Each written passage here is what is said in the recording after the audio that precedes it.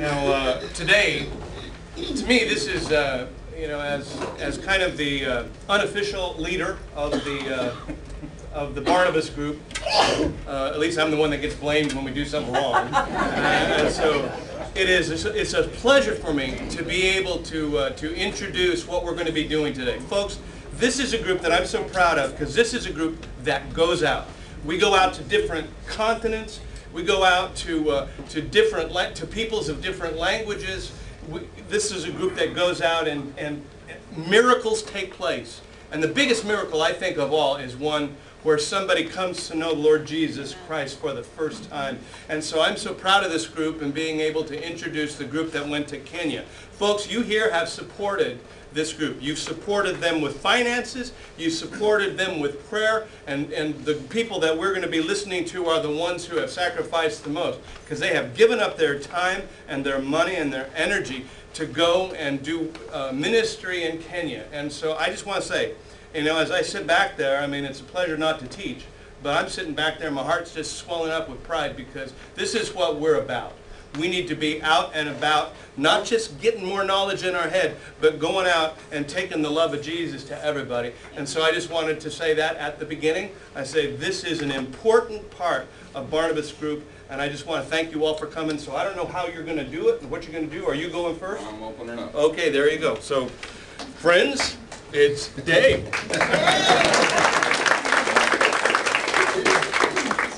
Like Dennis said, we've been looking forward to so much telling you about what God did through his team in Kenya, Africa, in the Mathare Valley slums of Nairobi, which is the capital city.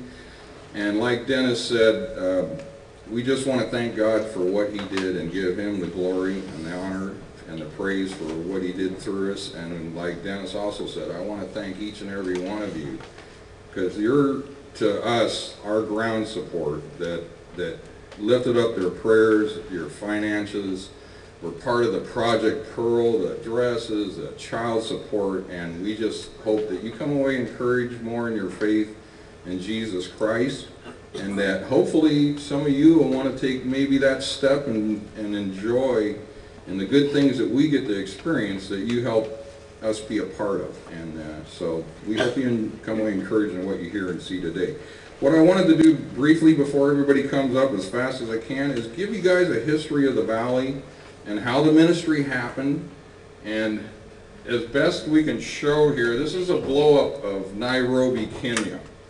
And it's north, south, east, and west. That's the way the lay of the land is on this map. We land down here in the airport on the south. They take us over to, where is it? The Gracia's house, right here, which is a Christian-run and operated hotel in the specific purposes of people coming over to do ministry, to have a place to function out of. And from that point, they then would bus us over every day over to the Mathare Valley slums, which, go ahead, Oscar. This is basically the lay of the Mathare Valley slums. And it is the oldest slums in Africa that was started by the English during the colonial period. And what they did is down here in Pangani, the lower end here, where we started doing our first ministry, is they set their servants and they put them here because this is all high ground right around here, and downtown would be like right over that ridge. And down here would be downtown. So they had walking ability to just go over the ridge and go serve the people in the downtown area of Nairobi. And then there's kind of a twofold way the valley came into being also, because from right about this point of the valley, the rest of it, which is about 4.5 square miles, that's all the bigger this is. And this is a river that cuts right down the middle of it. And then it just ridges up to the high part up here and there. So it is a real valley. It was a Indian-owned rock quarry. And in 1963, when they became their own nation, more or less, those people sold off the property to other people from this point on. And then from 63 on, all the shanties from all the people coming looking for work out of the countryside just started filling this in. And there's approximately, at best estimate, 750,000 to 1 million people in that 4.5 square mile area. Wow. The area obviously is poverty stricken. The average worker makes 85 cents a day. They're day laborers. There's rampant illness between AIDS, tuberculosis, simple illnesses that would be no big deal here, killed, you know, the children and whatnot. Alcohol and drug problem, prostitution. A lot of the women in there are in a position where just to get firewood they have to basically be raped for it. And there's a criminal element that kind of controls this part of the valley, because the government has no desire to they don't even do a census on them. And when something happens in Mathari Valley, it's dealt with by the people in Mathari Valley. They won't even come in and do anything other than when they steal too much electricity from what would be their Edison, then occasionally the authorities come in, thump and shoot people and cut the lines that's been stolen in there. So all these people are living in their basic 8x10 or 8x8 shanty without running water, without any bathrooms. Some of them do get electricity from the criminal element. It costs them about $2.50 a month. But when you're making 85 cents a day, that's not much. So that's how the valley came into being. And the way the ministry happened was from this couple. That's Mary Kamau and Wallace Kamau. But Mary's really the one that the Lord used to start this whole thing.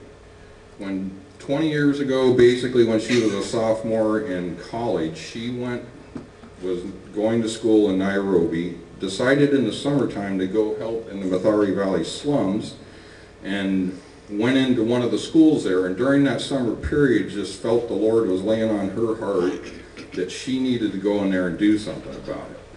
And even during that period, that first summer, she knew she wanted, and the Lord was telling her to start a school for the children where they'd come to know the Lord and break that cycle of, because most kids don't make it through 3rd and 4th grade, to start churches, to start micro-enterprises, and for the next 10 years, that's what she kept dreaming about doing. She continually went into those slums on her own many a time, met Wallace briefly after that summer she spent in there, and for 10 years just kept going in there serving while Wallace worked in the business world. And then in 2000, the year 2000, they finally, you want to go to the map? Yeah, this is it. They bought, or they didn't buy this center, but they rented an area in the year 2000 near this. This is Lower Pingani, where I first told you about where the English settlers were at. And they had their first 40 children that she took in and started school. 38 of them are now those ones that you saw on the video screen that Gene talked about getting in that prestigious high school. So 38 of them made it into one of the top high schools of Kenya, and they started in the year 2000. They continued on. They bought this property sometime in near the 2003 period. I'm not exactly sure. It wasn't this big tall building at that point. It was just one building behind this in the property that they bought.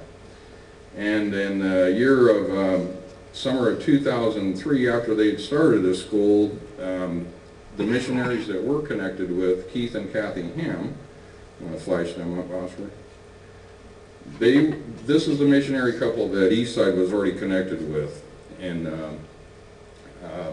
Kenya. They were working with the tribal people called the Turkana in North Kenya, and they felt that everything was winding down, and so they came to a pastor's conference in Nairobi in 2003, and they knew about the Mathari Valley but never gave it any second thought, but they knew during that pastor's conference